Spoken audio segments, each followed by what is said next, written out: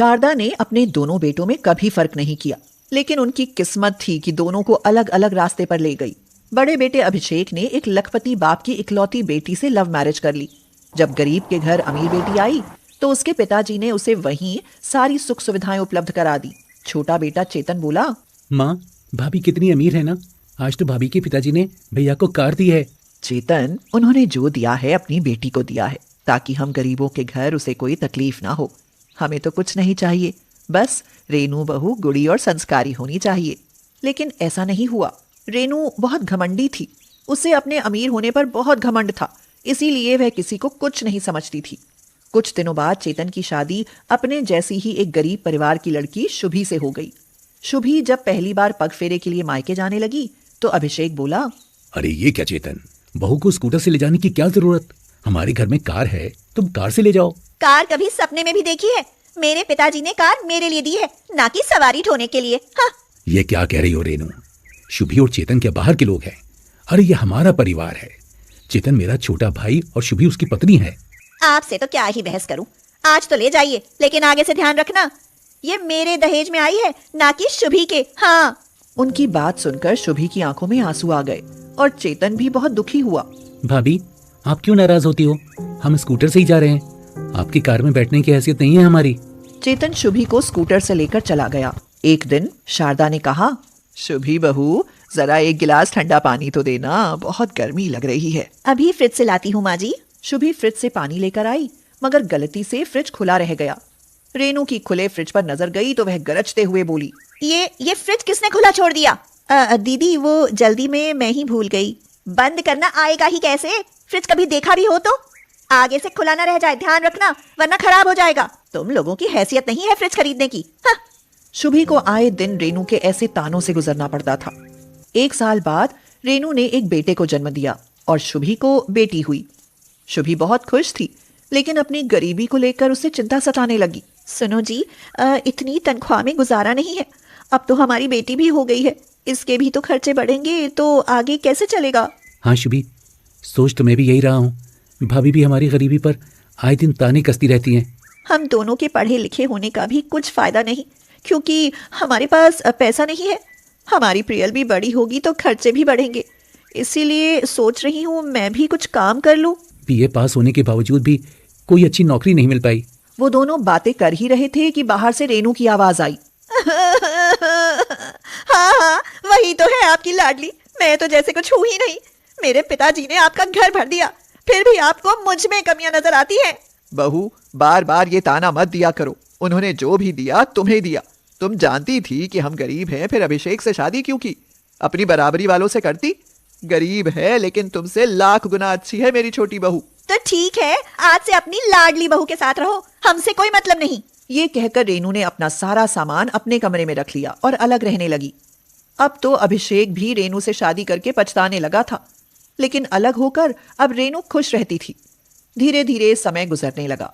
दोनों के बच्चे प्रियल और गौतम बड़े होने लगे। मम्मा, जब हम लोग अपनी कार में बैठकर जाते हैं तो प्रियल और चाची चाचा हमें अजीब तरह से देखते हैं। जलने वालों को और जलाना चाहिए। वो गरीब लोग हैं, कभी कार में नहीं बैठ सकते, इसलिए हमसे जलते हैं। एक रात शुभी के पेट में बहुत तेज दर्द उठा। वह दर्द से तड़प रही थी।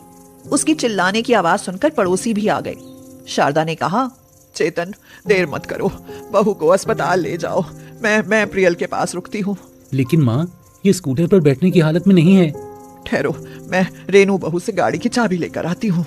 शारदा ने रेनू को शुभी की तबीयत के बारे में बताया और उसकी गाड़ी की चाबी मांगी। माँ जी, मेरी कार की क्या जरूरत है? अगर तबीयत इतनी ही खराब है तो एम्बुलेंस बुला लीजिए। हाँ। उसने ये कहकर दरवाजा बंद कर लिया। शारदा वहाँ से चुपचाप वापस आ गई और बोली, चेतन, रेनू बहू ने गाड़ी की चाबी नहीं दी। अभी शुभी को अस्पताल कैसे लेकर जाऊं? अरे बेटा, हमारे रहते चिंता की क्या जरूरत है, मैं भी ऑटो लेकर आता हूँ। चेतन उसे पड़ोस के रघु चाचा के ऑटो से अस्पताल ले गया। तब जाकर शुभी की तबीयत में सुधार हुआ। अब कैसी हो शुभी? अब ठीक हूँ। अगर समय पर रघु चाचा ऑटो लेकर नहीं आते तो पता नहीं क्या होता। शुभी, मैंने सोच लिया है, अब चाहे कुछ भी हो जाए लेकिन कार खरीद कर ही रहूंगा। हाँ चेतन, दीदी ने तो हद कर दी। तकलीफ के समय में भी कार नहीं दी, ये बात हमेशा याद रहेगी। लेकिन हमारी कार के लिए पैसा कहाँ से आएगा? अरे बस यही तो फिक्र है, पैसा कहाँ से आएगा? बेटा, मेरे पास कुछ पैसे जमा हैं, मैं तुम्हें वो पैसे देना चाहती हूँ। अगर तुम चाहो तो उनसे कोई काम शुरू कर लो, क्योंकि जो भाई अपने भाई के बुरे समय में काम नहीं आ सकता, वह भला किसका हो सकता है। माँ, आपने तो हमारी सारी चिंताएं दूर कर दी। अब उन पैसों से मैं अपना काम शुरू करूंगा।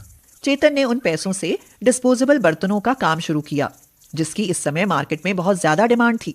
कुछ ही दिनों में चेतन के काम ने रफ्तार पकड़ ली। अभिषेक, लगता है तुम्हारे भाई ने कोई 2 नंबर का काम शुरू कर दिया है।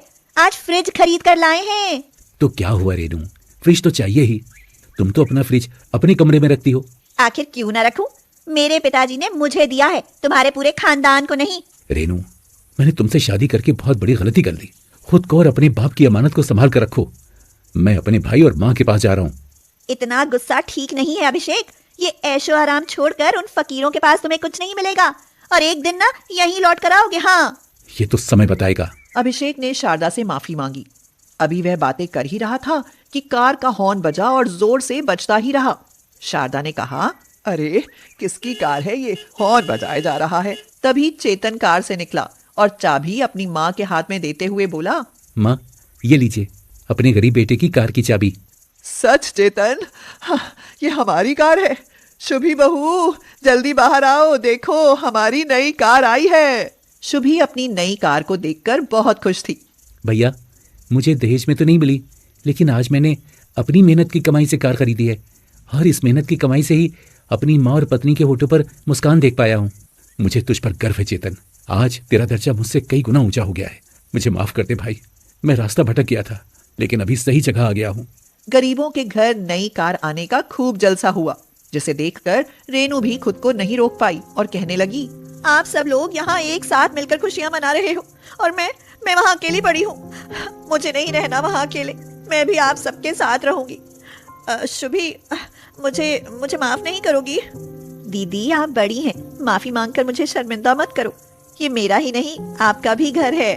और फिर सब कुछ भूलकर वो सभी लोग अपनी पहली कार से लॉन्ग ड्राइव पर चले गए।